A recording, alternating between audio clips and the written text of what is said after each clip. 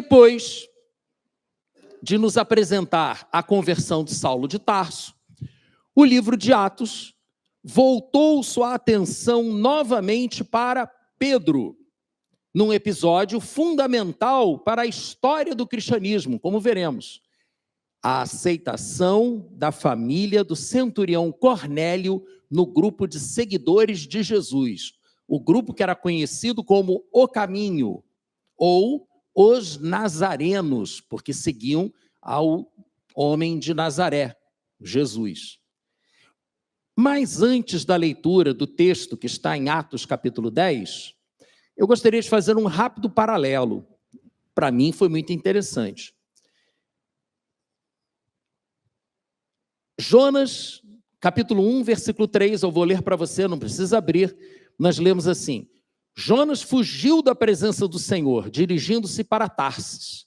Desceu à cidade de Jope, que é a cidade onde está Pedro, nesse momento que leremos aqui, onde encontrou o navio que se destinava àquele porto. Depois de pagar a passagem, embarcou para Tarsis para fugir do Senhor. Se você já conhece a história de Jonas, você sabe que Deus determinou a Jonas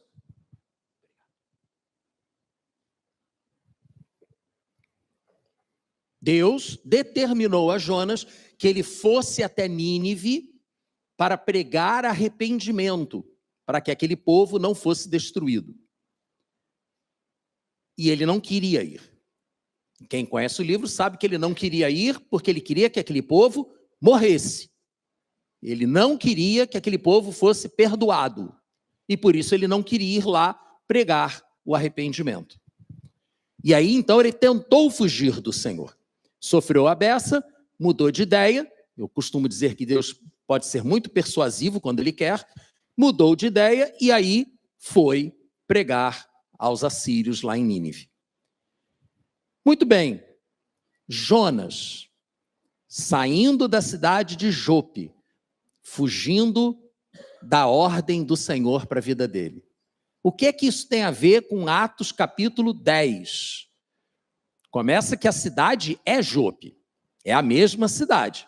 Ah, mas nem tem tantas cidades assim naquela região. É verdade. Mas qual era o nome de Pedro? Simão. Simão Bar Jonas. Simão, filho de Jonas. Olha só que coincidência, né? Pode ser só uma coincidência realmente, mas que eu achei muito interessante, eu achei. Simão, filho de Jonas, está em Jope e Deus lhe dá a ordem: vá aos gentios e pregue salvação para eles. E por 3 vezes ele disse não, não vou fazer isso, não quero. Mas Deus sabe ser persuasivo e ele mudou de ideia e foi. Não precisou que Pedro vivesse uma tempestade, fosse engolido por um peixe, não chegou a tanto. Talvez ele se lembrasse de Jonas, né? O profeta que deu nome ao pai dele, e não vou repetir o mesmo erro de Jonas. Já que Deus está mandando, tão enfaticamente, deixa eu seguir essa orientação, né? Muito bem. Agora sim, Atos capítulo 10, e nós vamos ver que momento é esse tão importante para o cristianismo. Leremos primeiro do 1 ao 8. Havia em Cesareia um homem chamado Cornélio, centurião do regimento conhecido como Italiano. Ele e toda a sua família eram piedosos e tementes a Deus.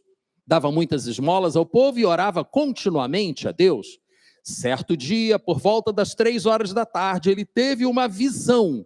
Viu claramente um anjo de Deus que se aproximava dele e dizia: Cornélio, atemorizado. Também quem é que não ficaria, né? Você está ali orando, de repente você vê um anjo falando o seu nome. Qualquer um de nós ficaria atemorizado. Ele olhou para o anjo e perguntou: o que é, Senhor? O anjo respondeu, suas orações e esmolas subiram como oferta memorial diante de Deus. Agora, mande alguns homens a Jope para trazerem um certo Simão, também conhecido como Pedro, que está hospedado na casa de um outro Simão, o curtidor de couro, que fica perto do mar, a casa. Depois que o anjo que lhe falou se foi, Cornélio chamou 2 dos seus servos e um soldado piedoso dentre os seus auxiliares, e contando-lhes tudo o que havia acontecido, enviou-os a Jope. Uma pausa para algumas características de Cornélio, porque são muito importantes. Ele era um centurião romano. A centúria era uma parcela do exército romano. O exército romano era dividido em cortes, eram legiões. Cada legião era dividida em cortes. As cortes eram divididas em centúrias e as centúrias divididas em decúrias. Então, um centurião, uma centúria era basicamente o que seria uma companhia nos dias de hoje. O centurião era a espinha dorsal do Império Romano. Eles tinham muita autoridade. Havia diferentes tipos de centuriões. Tá? Tinha uma certa gradação entre eles. As suas roupas, inclusive, demonstravam isso. Né? O tamanho do penacho e tal, essas coisas assim. O que eu acho complicado, né? Porque mostra para o inimigo quem é o cara mais importante. Opa, aquele cara ali é o importante, vamos matar ele, né? Mas, enfim, não tinha sniper naquele tempo. Mas o fato é que esses homens, eles tinham muito poder. E num território conquistado, o povo conquistado está sujeito ao seu conquistador. E era muito comum que soldados romanos abusassem de diversas formas, do povo conquistado. Muito comum. Ele, como um centurião, tinha muita autoridade, muito poder. Praticamente podia fazer o que quisesse. Mas ao invés de usar o poder que tinha para abusar das pessoas, para explorar as pessoas, ele era bondoso com as pessoas, e ele ajudava as pessoas, inclusive financeiramente. Então, é importante contextualizarmos o que estamos lendo, para não pensarmos que era apenas um homem piedoso. Não era uma pessoa, simplesmente um homem piedoso. Era um cara que andava completamente fora do padrão daquela época. Além disso, Cornélio era temente a Deus. O texto nos diz isso. Ou seja, ele havia abandonado a religião ancestral dos romanos, que era politeísta e idólatra, e adotado o Deus de Israel como seu Deus. Também algo inusitado. Aquele homem só não era um judeu porque não havia se circuncidado. Era imprescindível para se tornar judeu que o homem se circuncidasse. Mas para os gregos e romanos, eles consideravam a circuncisão como uma mutilação e não aceitavam isso de jeito nenhum. O que acabou sendo muito favorável ao cristianismo, porque justamente o terreno mais fértil para a pregação do evangelho era a pessoas como Cornélio, prosélitos, pessoas que adoravam o Deus de Israel, mas não eram judeus. Não tinham adotado totalmente a lei. E aí chega o cristianismo dizendo que não, você não precisa se circuncidar para servir ao Deus de Israel. Basta crer no Senhor Jesus Cristo. Aí começaram a tirar todo mundo da mão das sinagogas e, obviamente, houve reação, né? Como veremos nos próximos domingos. E por último, Cornélio era um homem de oração.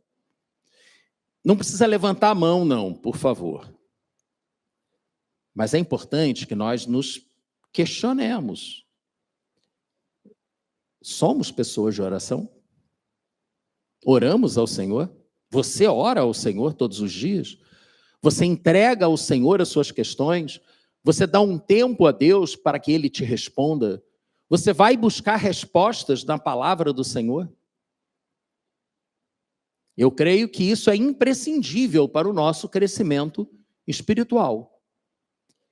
Cornélio acreditava nessa prática da oração e estava orando quando um anjo lhe apareceu. Porque se você não buscar, você não encontrará. É necessário buscar para encontrar. Tudo bem que Paulo foi alcançado pelo Senhor no meio da estrada para Damasco sem pedir nada para Deus. Mas Deus conhecia o coração dele e sabia que ele era um homem que estava querendo fazer a coisa certa, só que estava desorientado. E Deus foi lá e interveio. Cornélio estava buscando a Deus. E Deus ouviu. Continuando, versículo 9. No dia seguinte, por volta do meio-dia, enquanto eles viajavam e se aproximavam da cidade, Pedro subiu ao terraço para orar. Tendo fome, queria comer. Enquanto a refeição estava sendo preparada, caiu em êxtase. Viu o céu aberto e algo semelhante a um grande lençol que descia à terra, preso pelas 4 pontas, contendo toda espécie de quadrúpedes, bem como de répteis da terra e aves do céu. Imagina a cena, gente. Para imaginar a cena. Pega um lençol, levanta o lençol pelas 4 pontas, enche o lençol de animais, e o texto vai mostrar mais claramente ainda para nós a seguir, que eram animais impuros, animais que o texto de Levítico, capítulo 11, considerava impuros, imundos, vedados aos judeus comerem. Peixe que não tinha escama, crustáceos, bicho que rastejasse, e uma série de outras categorias. Né? Judeu não come camarão. Todo mundo sabe que judeu não come porco, mas também não come camarão. Então, por quê? Porque Levítico, capítulo 11, dizia que esses animais eram impuros e não deveriam ser consumidos pelos judeus. Quem os consumisse ficava impuro também. E tinha que ser afastado da convivência até se purificar. Essa era a visão que estava diante de Pedro. Algo que contrariava a sua percepção do certo e do errado. Aquilo que ele foi ensinado, todos os judeus foram ensinados ao longo da sua vida a não comerem aqueles alimentos. Mas, no entanto, surpreendentemente, voltando aqui ao texto, versículo 13, uma voz lhe disse: levante-se, Pedro, mate e coma. Está com fome? Mata e come. Foi o que ele ouviu. Alguém teria alguma dúvida, se tivesse uma visão dessa, ouvisse a voz, que é Deus quem está falando contigo? Ele não tinha dúvida nenhuma. Tanto que ele disse, de modo nenhum, Senhor. Ele sabia com quem ele estava falando.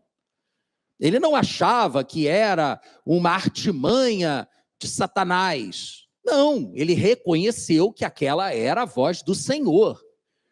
E Deus, o Senhor, estava falando com ele que ele deveria comer aqueles animais impuros, contrariando a própria lei mosaica, e ele disse que não. Deve ser uma pegadinha. Imagina ele tenha pensado isso. Isso é uma pegadinha, ele está me testando, não vou comer, não vou comer. Só que, aí, ao dizer que jamais comi algo impuro ou imundo, a voz lhe falou pela segunda vez, não chame impuro ao que Deus purificou.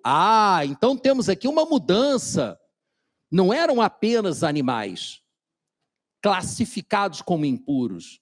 Eles eram animais que tinham sido impuros, mas que agora tinham sido purificados pelo Senhor. Para que Pedro entendesse bem do que se tratava, a visão se repetiu mais 2 vezes. E nas 2 vezes, Pedro disse que não comeria.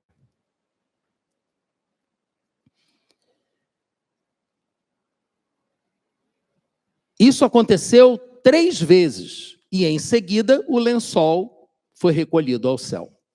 Enquanto Pedro estava refletindo no significado da visão, muito bem, se você tem uma visão, se você lê um texto bíblico que fala ao seu coração, você tem que parar e refletir no que você ouviu, no que você viu, no que você leu. Reflita, medite naquilo que aconteceu. E ele estava fazendo isso. Será que isso é literal? Será que Deus está querendo que eu mate algum animal impuro porque eu estou com fome? E nessa meditação, de alguma forma que nós não entendemos como, o Espírito Santo mostrou para ele que aquilo era uma metáfora, era uma figura de linguagem, uma imagem que representava uma ideia. Tanto é assim que a atitude dele, em seguida, mostra que ele captou a mensagem. A metáfora utilizava animais impuros para representar pessoas que, pela lei de Moisés, também eram impuras, os gentios.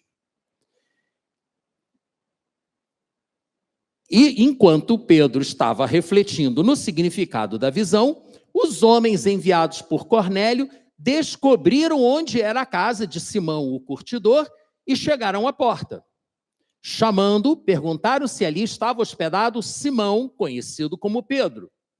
Enquanto Pedro ainda estava pensando na visão, o Espírito lhe disse, aí vem a palavra do Senhor: Simão, 3 homens estão procurando por você. Um deles, inclusive, é um soldado, tá? Mas não precisa ficar com medo, não. Não pula do telhado, não tenta fugir.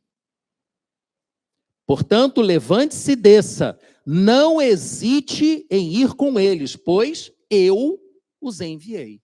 Ué, mas não tinha sido Cornélio? Não tinha sido Cornélio que tinha enviado aqueles homens?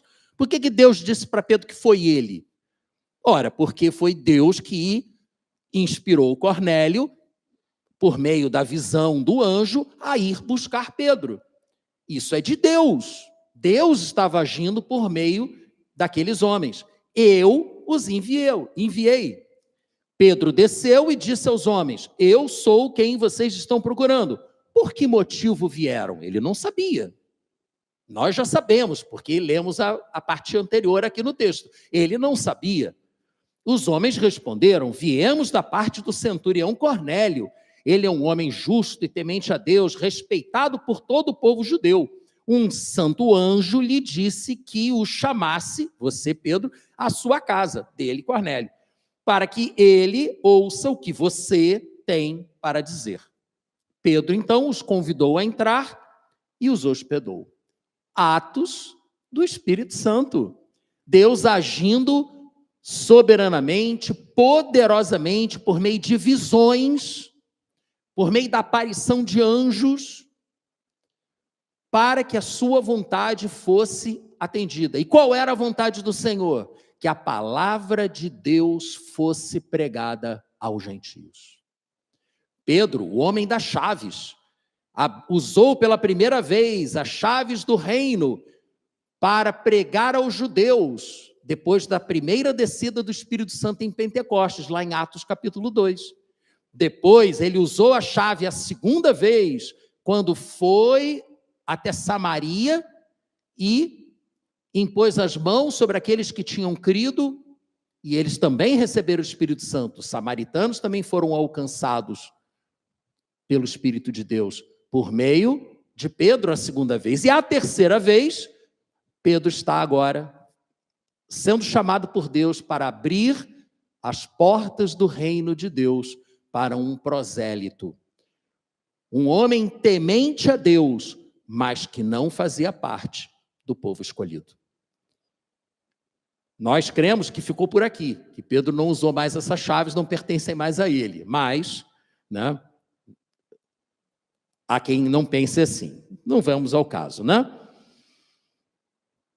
Aí eu lhe pergunto, porque importa não apenas que conheçamos os atos do Espírito, mas que possamos compreender como eles se aplicam à nossa vida, à sua vida. O que é que isso que acabamos de ler tem a dizer para você? Aí eu lhe pergunto por conta disso.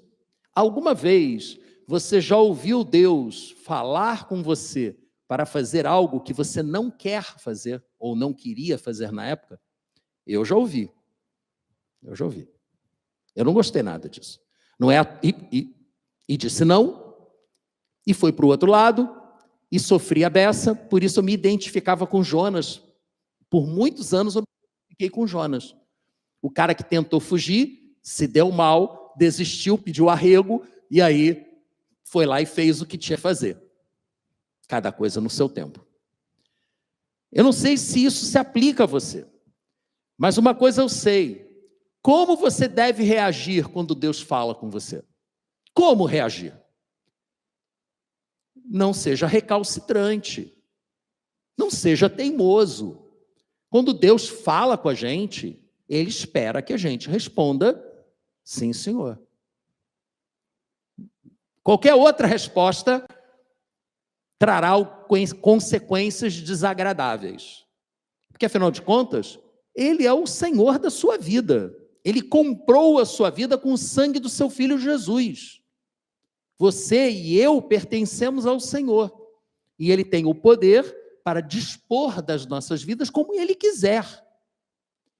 O princípio da tentação da serpente lá no Éden é dizer para o homem que ele é o seu próprio Deus, que os seus olhos abertos o levam a ser como Deus.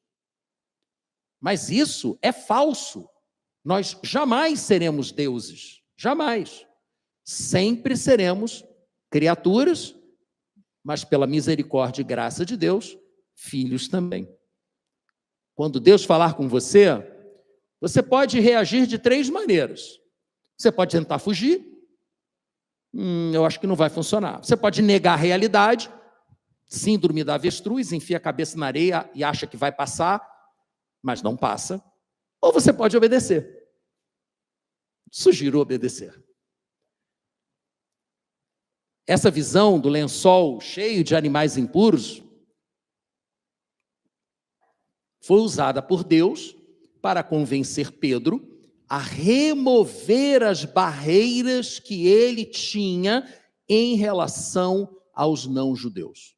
Os preconceitos que não podiam continuar, pois estavam impedindo que a vontade de Deus se cumprisse. E a vontade de Deus é que todos se salvem. Porque Deus não faz acepção de pessoas, como cantamos aqui.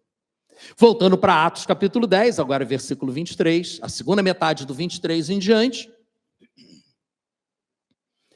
No dia seguinte, então, os homens chegaram, Pedro os convidou para entrar, dormiram na casa de Simão o corredor, e no dia seguinte Pedro partiu com eles, e alguns irmãos de Jope o acompanharam. Isso é um detalhe interessante também. Na lei mosaica, para que um fato fosse considerado indiscutível, era necessário que ele fosse testemunhado por 7 pessoas. Mais à frente, diante da igreja em Jerusalém, Pedro dirá que levou 6 pessoas com ele naquela viagem. Com ele 7, e ali você tinha o número mínimo de testemunhas para confirmar o que ele estava falando. Que ele não era um cara bobo. Pedro partiu com alguns irmãos de Jope. No dia seguinte, chegaram a Cesareia. Então, era um dia de viagem. Cornélio os esperava com seus parentes e amigos mais íntimos que tinha convidado. Quando Pedro ia entrando na casa, Cornélio dirigiu-se a ele e prostrou-se a seus pés, adorando-o. Mas Pedro o fez levantar-se, dizendo: levante-se, eu sou homem como você. E aqui também uma questão muito importante. Quando qualquer um de nós percebe que está sendo usado por Deus, imediatamente o inimigo começa a sedução. Olha como você é ótimo. Veja como você é poderoso. E aí surgem os ungidões, os grandes ungidos do Senhor. Não toque no ungido do Senhor. Meus irmãos, todos que cremos que Jesus Cristo é o Senhor, fomos ungidos com o Espírito Santo. Todo cristão, todo aquele que professa o nome de Jesus é um ungido do Senhor. E não tem ungidinho e ungidão. Somos todos ungidos. Óbvio que algumas pessoas estão numa posição de maior responsabilidade e, junto com isso, vem a autoridade. Mas isso não significa que seja inquestionável. Não existe isso. Sempre que você tiver qualquer dúvida, por favor, me procure. Venha conversar comigo. Não entendi o que você falou. Você pode me explicar? Claro, com prazer. Não fique em dúvida. Não é porque eu estou falando que você tem que aceitar. Está na palavra de Deus. Nós veremos daqui a alguns capítulos de Atos que numa cidade chamada Bereia, o pessoal daquela cidade não deu muita atenção ao que Paulo falou, não. Ou melhor, deu atenção, mas espera aí, o que esse cara está falando está muito estranho. Foram à palavra e confirmaram na lei e nos profetas que realmente Jesus Cristo era o Filho de Deus. E aí aceitaram a palavra de Paulo. E nós precisamos ser como os bereanos, os habitantes de Bereia. Precisamos confirmar na palavra o que estamos ouvindo. Porque, infelizmente, tem muita bobagem sendo falada em nome de Deus por aí. E olha, tá assim. Eu sou um homem como você. Eu sou um homem como você. Conversando com ele, Pedro entrou e encontrou ali reunidas muitas pessoas e lhes disse: vocês sabem muito bem que é contra a nossa lei um judeu associar-se a um gentio, mesmo visitá-lo. Sabem muito bem porque eram prosélitos, eram pessoas que já estavam seguindo a religião, mas não totalmente. Mas Deus me mostrou que eu não deveria chamar impuro ou imundo a homem nenhum. Ele concluiu corretamente que a visão do lençol era uma metáfora. Por isso, quando fui procurado, vim sem qualquer objeção. Mas agora me cabe perguntar a vocês, por que vocês me mandaram chamar? O que vocês querem? É importante, não está óbvio o que eles querem? O soldado já não tinha dito lá atrás que era para ele, o que o anjo tinha mandado ele ir lá para falar alguma coisa para eles? Fala o quê? O que vocês querem? Nós muitas vezes não recebemos de Deus as nossas necessidades porque não sabemos pedir, porque pedimos mal. Aliás, Tiago fala isso. Nada tendes porque não pedis. Quando pedis, pedis mal, para gastar com seus próprios deleites. Então, se o foco é atender apenas aos nossos desejos, está pedindo mal. Provavelmente não vai ser atendido. E Pedro perguntou para eles: o que é que vocês querem? Do versículo 30 ao 33, Cornélio, então, falou sobre a sua visão. Nós já acabamos de ler, não vamos ler de novo isso, né? A mesma história. E pulando para o 34, então Pedro começou a falar. Ok, Cornélio explicou o que tinha acontecido, e a partir daí Pedro começou a apresentar o evangelho da paz. Agora percebo verdadeiramente que Deus não trata as pessoas com parcialidade. As versões antigas, Deus não faz acepção de pessoas, mas de todas as nações aceita todo aquele que o teme e faz o que é justo. Vocês conhecem a mensagem enviada por Deus ao povo de Israel, que fala das boas novas de paz, o Evangelion, por meio de Jesus Cristo, Senhor de todos. Sabem o que aconteceu em toda a Judeia, começando na Galileia, depois do batismo que João pregou. Como Deus ungiu a Jesus de Nazaré com o Espírito Santo e poder, e como ele andou por toda parte fazendo bem e curando todos os oprimidos pelo diabo, porque Deus estava com ele. E nós somos testemunhas de tudo o que ele fez na terra dos judeus e em Jerusalém, onde o mataram, suspendendo-no num madeiro.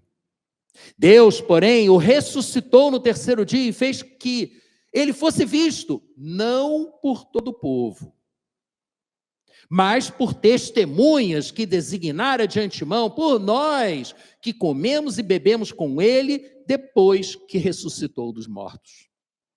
Ele nos mandou pregar ao povo e testemunhar que este Jesus é aquele a quem Deus constituiu juiz de vivos e mortos. Todos os profetas dão testemunho dele, de que todo aquele que nele crê recebe o perdão dos pecados mediante o seu nome. Esse é o evangelho da paz. Esse é o extrato, o sumário do evangelho da paz. Todo aquele que nele crê, em Jesus, recebe o perdão dos pecados mediante o seu nome. E enquanto Pedro ainda estava falando essas palavras, o Espírito Santo desceu sobre todos os que ouviam a mensagem. Os judeus convertidos que vieram com Pedro ficaram admirados de que o dom do Espírito Santo fosse derramado até sobre os gentios, pois os ouviam falando em línguas e exaltando a Deus, a mesma coisa que o pessoal ouviu lá em Jerusalém no dia de Pentecostes. Igualzinho. E aí no versículo 47, a conclusão óbvia a que Pedro chegou. Pode alguém negar a água, impedindo que estes sejam batizados? Eles receberam o Espírito Santo como nós. Então ordenou que fossem batizados em nome de Jesus Cristo. E depois pediram a Pedro que ficasse com ele alguns dias. Inclusão. É isso que está acontecendo aqui. É a quebra das barreiras, a destruição daquilo que impede as pessoas chegarem ao Pai. Não impeça o acesso das pessoas a Deus, a Cristo. Nós, como igreja, temos as portas abertas. Qualquer pessoa é bem-vinda. Mas temos princípios, temos valores. Nós cremos que todos nós aqui, todos nós, temos um propósito maior na vida, que não é ser feliz. O propósito maior da nossa vida é que nos tornemos semelhantes a Jesus Cristo. E isso se chama transformação. Aquilo que aconteceu com Saulo de Tarso, aquilo tem que acontecer conosco também. É uma luta diária. Nós estamos lutando contra a nossa velha natureza, mas sempre em busca da semelhança com Cristo. Venha como estiver, mas não permaneça como está. Busque ser transformado, segundo o que nos orienta a palavra de Deus. E isso sempre será pregado. Então as pessoas são aceitas. Mas é como Jesus disse para aquela mulher, lá em João capítulo 8, que foi flagrada em adultério e levada até ele. As pessoas levaram aquela mulher para Jesus, porque havia testemunhas de que ela havia adulterado, e pediram que Jesus agisse como juiz e a condenasse pela palavra das testemunhas. E o que Jesus falou? É verdade, pela lei, ela tem que ser executada. Atire a primeira pedra quem não tiver nenhum pecado. E todos aos poucos foram indo embora. E ficou somente ela com Jesus, ao que então Jesus levantou a cabeça, olhou para ela e falou: ué, mulher, cadê os seus acusadores? Foram embora. Então tá bem, também não vou te acusar não. Vá em paz, mas não peques mais. A casa de Deus tem que estar aberta para todos, porque todos somos pecadores. Mas cada um de nós precisa buscar em Deus o poder, a capacidade para deixar de pecar.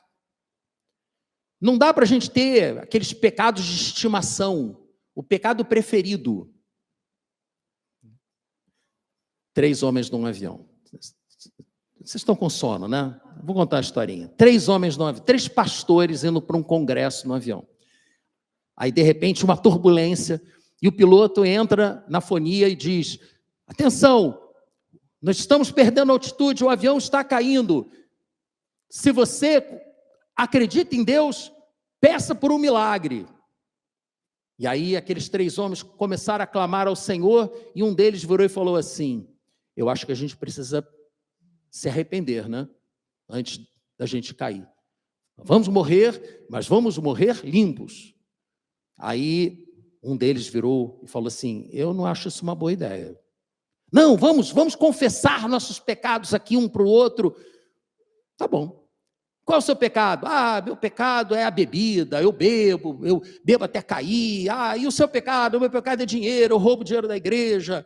Tá bom, aí o terceiro, e o seu pecado? Aí quando o terceiro ia contar o pecado, o piloto entra de novo e diz, glória a Deus, o piloto era crente também, né? Glória a Deus, o avião não está mais caindo, conseguimos sustentar a altitude. Aí os dois olharam para o terceiro e falaram, agora você vai ter que contar seu pecado também, né? Aí ele falou assim, eu sou fofoqueiro, não consigo guardar um segredo. Cuidado para quem você vai abrir o seu coração. Cuidado. Nós queremos e devemos incluir todas as pessoas que quiserem ser incluídas no reino de Deus caminhando junto conosco. Mas cada pessoa precisa trabalhar as questões em sua vida que a separam de Deus. Tudo aquilo que nos separa de Deus é pecado. Então, venha como estiver, mas não permaneça como está. E aí eu pergunto para você, já que aquela família foi alcançada pelo Evangelho da Paz, mediante a pregação de Pedro, qual foi a última vez que você compartilhou o Evangelho da Paz para alguém? Pergunte-se, tente se lembrar, qual foi a última vez que você falou da salvação por meio da fé em Jesus Cristo para alguém?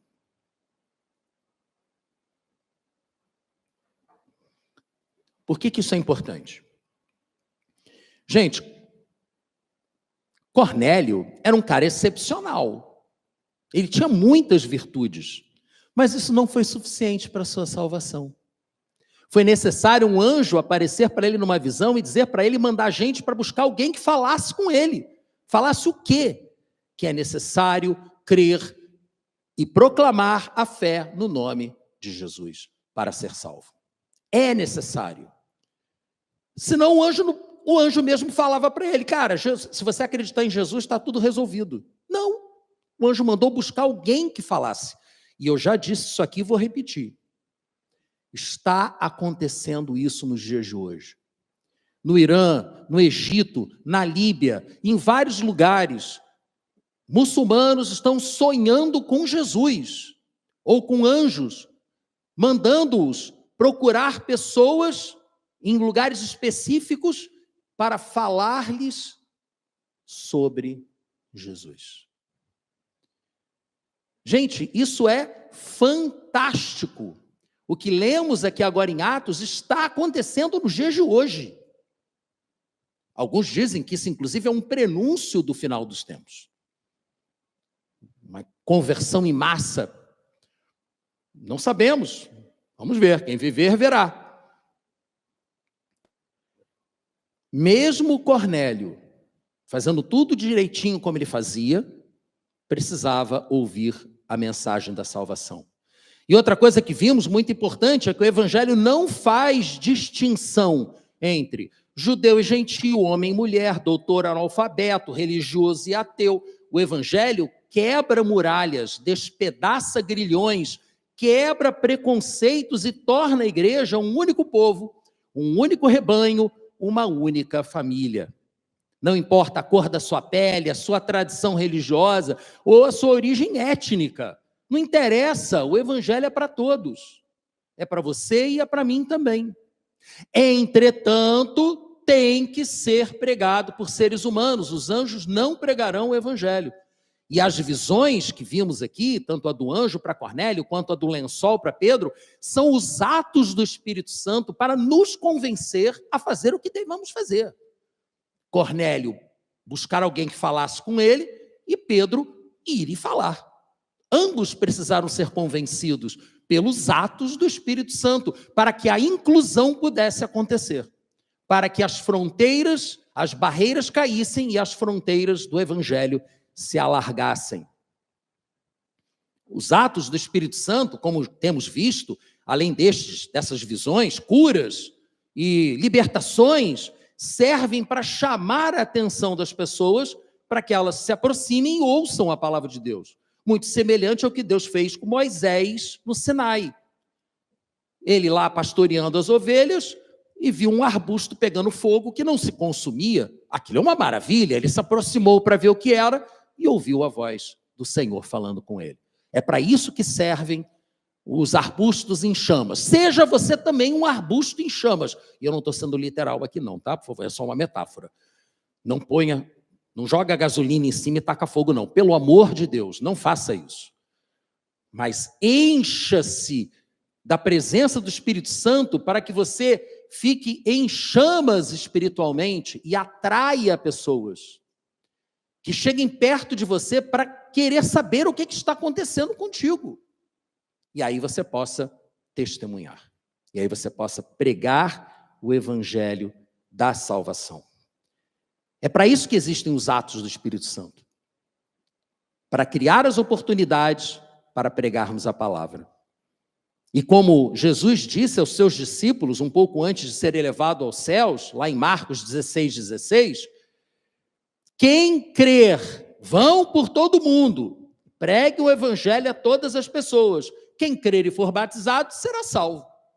Quem não crer será condenado. Está aqui, está na palavra de Deus. É isso que nós temos que fazer. Não precisamos necessariamente pegar um avião e ir lá para a Índia para pregar para eles. Mas onde você estiver, pregue. Pregue a palavra. Houve salvação na casa de Cornélio, pois eles creram e foram batizados, tanto com o Espírito quanto nas águas. Eles nasceram de novo, da água e do Espírito. Entraram no reino de Deus, como Jesus disse a Nicodemos, né? Para entrar no reino de Deus é necessário nascer de novo, da água e do Espírito. E para encerrar, não acabou ainda a história, porque agora era necessário que Pedro se explicasse com a liderança da igreja.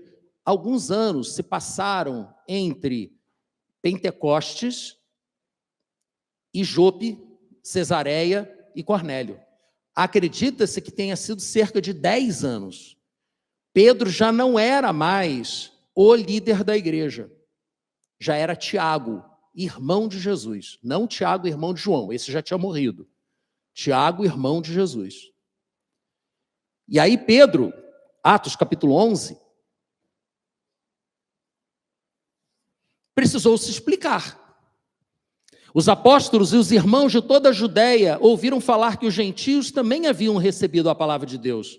Assim, quando Pedro subiu a Jerusalém, os que eram do partido dos circuncisos, olha só, partidarismo dentro da igreja, já tinha naquela época, o criticavam dizendo, você entrou na casa de homens incircuncisos e comeu com eles. Pedro, então, começou a explicar-lhes exatamente como tudo havia acontecido. E aí, versículo 5 ao 15, que eu não vou ler, porque é ele explicando tudo de novo, que a gente já sabe. 16, então me lembrei do que o Senhor tinha dito, João batizou com água, mas vocês serão batizados com o Espírito Santo. Se, pois, Deus lhes deu o mesmo dom que nos dera quando cremos no Senhor Jesus Cristo, quem era eu para pensar em opor-me a Deus? Quem é você para se opor a Deus? Quem sou eu para me opor a Deus? Ouvindo isso, não apresentaram mais objeções e louvaram a Deus, dizendo, então Deus concedeu arrependimento para a vida até mesmo entre os gentios. Aleluia! E enquanto esse paradigma excludente de que o cristianismo era só para os judeus foi quebrado em Jerusalém, o Espírito Santo continuava a se mover, não apenas, como lemos lá no capítulo 8, em Samaria, mas aqueles mesmos cristãos que foram espantados, espalhados pela perseguição em Jerusalém, chegaram à região da Fenícia, que hoje é o Líbano, à região da Síria, e começaram a pregar o evangelho, mas inicialmente somente aos judeus. Só que aí a gente vê que surgem outros convertidos, que não eram ali da região da Judéia.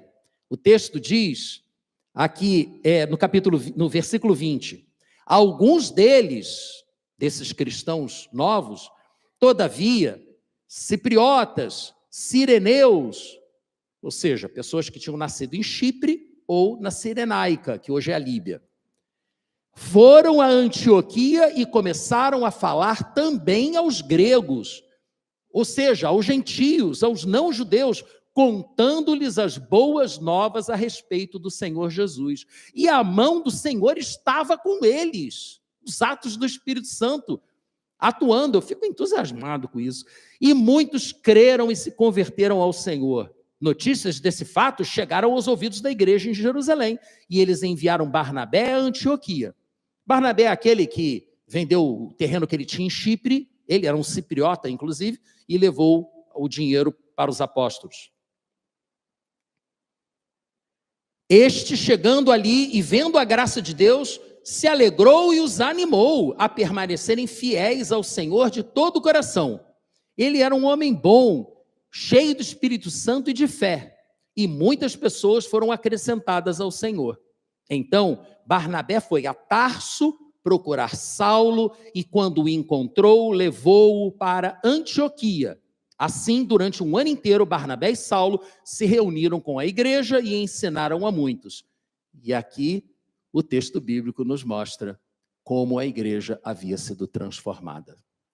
A igreja, que era uma seita judaica, havia se transformado em outra coisa.